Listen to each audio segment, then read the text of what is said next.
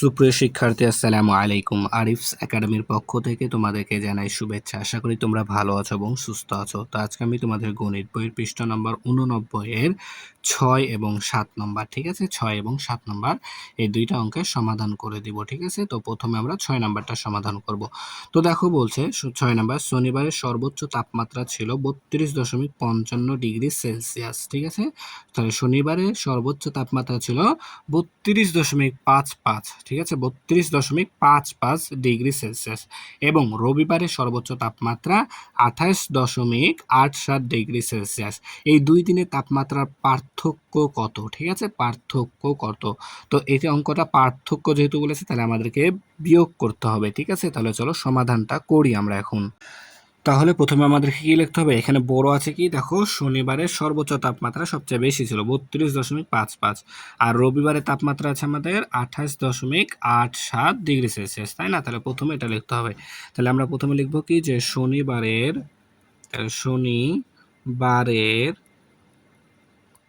শনিবারের সর্বোচ্চ, ঠিক আছে, সর্বোচ্চ তাপমাত্রা ছিল 32.55 ডিগ্রি সেলসিয়াস, ঠিক আছে। এখানে সেলসিয়াসটা লিখে নিই, সেলসিয়াস, ঠিক আছে। সেলসিয়াসটা তোমরা এখানে ফুল লিখে নিবা। আচ্ছা, তাহলে শনিবারেরটা লিখলাম। এখন রবিবারের সর্বোচ্চ তাপমাত্রা, তাই না। তাহলে রবিবারের সর্বোচ্চ তাপমাত্রা ছিল সমান 28 তাই না, 28.87 ডিগ্রি সেলসিয়াস, ঠিক আছে। তাহলে আমাদের যেহেতু বলেছি কি প্রশ্নে পার্থক্য নির্ণয় করতে, তাহলে বিয়োগ করতে হবে। তাহলে আমরা এখানে বিয়োগ চিহ্নটা দিয়ে নিলাম, ঠিক আছে। তাহলে এখন যদি বিয়োগ করি, তাহলে দেখো 5 থেকে 7 বাদ দিতে হবে, যাবে 5 যাবে না। তাহলে 15 থেকে 7 বাদ দিতে হবে, তাহলে 8 হাতে থাকবে 1 দিয়ে দিলাম 8কে, 8 হয়ে গেল 9। তাহলে আবার 15 থেকে 9 বাদ দিলে 6, ঠিক আছে। আবার হাতে থাকবে 1 দিয়ে দিলাম, আবার 8কে, 8 হয়ে গেল 9। তাহলে 12 থেকে 9 বাদ দিলে 3, ঠিক আছে। তাহলে আবারও হাতে থাকে 1 দিয়ে দিলাম 2কে, 2 হয়ে গেল আমাদের 3, ঠিক আছে। 2 হয়ে গেল কি আমাদের 3। তাহলে 3 থেকে 3 বাদ দিলে 0, বামে শূন্যের দাম নাই। তাহলে দশমিক আছে 1 ঘর 2 ঘর পর, তাহলে 1 ঘর 2 ঘর পর এখানে আমাদের দশমিকটা বসবে। তাহলে 3.68 ডিগ্রি সেলসিয়াস, ঠিক আছে, ডিগ্রি সেলসিয়াস। তাহলে আমরা এখন লিখতে পারি কি যে দুই দিনের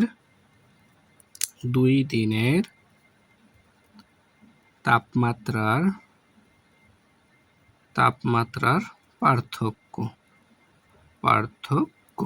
তাহলে 2 দিনের তাপমাত্রার পার্থক্য 3.68 ডিগ্রি সেলসিয়াস। তাহলে আমরা এখানে লিখে দেব উত্তর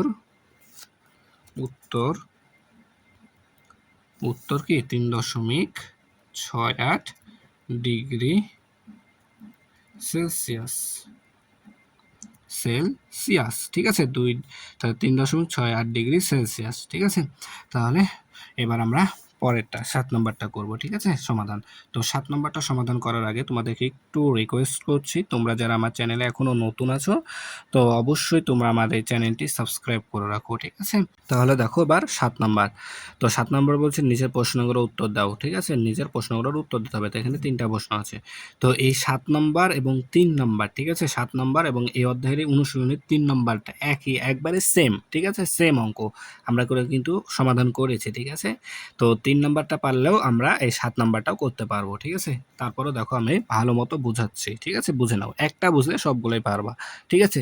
তাহলে দেখো প্রশ্নগুলোর উত্তর লিখতে হবে। তো এখানে আমি প্রথমে উত্তরটা আগে লিখে নিই, ঠিক আছে, উত্তর, ঠিক আছে, 3টারই উত্তর আগে লিখে নিই, ঠিক আছে। এখানে উত্তরটা লিখে নিলাম, ঠিক আছে।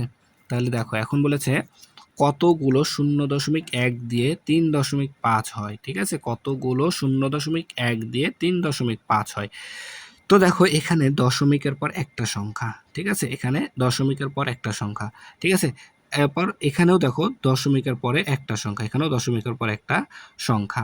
তাহলে কতগুলো 0.1 দিয়ে, তাই না। তাহলে দেখো এখানে যেহেতু দশমিকের পর একটা সংখ্যা আছে, এখানেও যেহেতু দশমিকের পর একটা সংখ্যা আছে, তাহলে যদি আমরা এই দশমিকটা এখান থেকে উঠাই দিই, তাহলে হয় কি 35, ঠিক আছে। তাহলে 35, তো এখানে আমরা লিখতে হবে, তাহলে কতগুলো জায়গায় লিখবো, দেবো কি 35টি 0.1 দিয়ে 3.5 গঠিত হয়। ঠিক আছে, 3.5 গঠিত হয়। ঠিক আছে, তাহলে এখানে দেখো দশমিকের পর একটা সংখ্যা আছে, এখানেও দশমিকের পর একটা সংখ্যা আছে, তাই আমরা এই দশমিকটা উঠাই দিলেই কিন্তু উত্তরটা চলে আসছে। ঠিক আছে, এটা কিন্তু 3 নম্বরে করেছিলাম। ঠিক আছে, এরপর দেখো 2 নাম্বার বলছে কতগুলো 0.01 দিয়ে 1.04 হয়। ঠিক আছে, 1.04 হয়। তো দেখো এখানে দশমিকের পর একটা দুইটা সংখ্যা, দশমিকের পর একটা দুইটা সংখ্যা, তো এখানেও দশমিকের পর একটা দুইটা সংখ্যা, তাহলে এটা দশমিকটা উঠাই দিলে যা হয় সেটাই কি আমাদের উত্তর। তাহলে এটা যদি দশমিকটা উঠাই ফেলি তাহলে 104 হয়। তাহলে আমরা এখানে লিখবো কি 104টি 0.01 দিয়ে দিয়ে 1.04 গঠিত হয়, গঠিত হয়। বুঝতে পারলাম?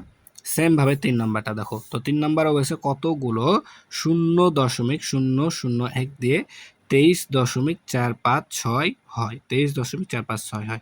তো এখানেও দেখো দশমিকের পর একটা দুইটা তিনটা সংখ্যা, দশমিকের পর তিনটা সংখ্যা, তাহলে এখানেও দেখো দশমিকের পরে একটা দুইটা তিনটা সংখ্যা আছে।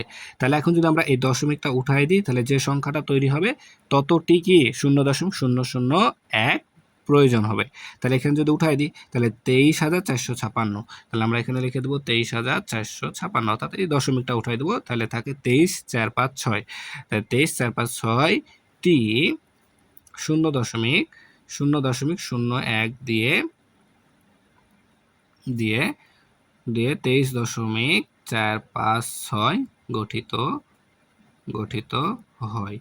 ঠিক আছে, আশা করি তাহলে বুঝতে পারলাম, একবারে সহজ কিন্তু। ঠিক আছে, তাহলে দেখো 6 এবং 7 নম্বরটা সমাধান করা হয়ে গেল। ঠিক আছে, তাহলে আজকে এই পর্যন্তই। ভিডিওটি ভালো লাগলে অবশ্যই লাইক কমেন্ট শেয়ার করতে ভুলবেন এবং পরবর্তী ভিডিও সবার আগে পেতে আমাদের চ্যানেলটি সাবস্ক্রাইব করে রাখো। আল্লাহ হাফেজ, আসসালামু আলাইকুম ওয়া রাহমাতুল্লাহ।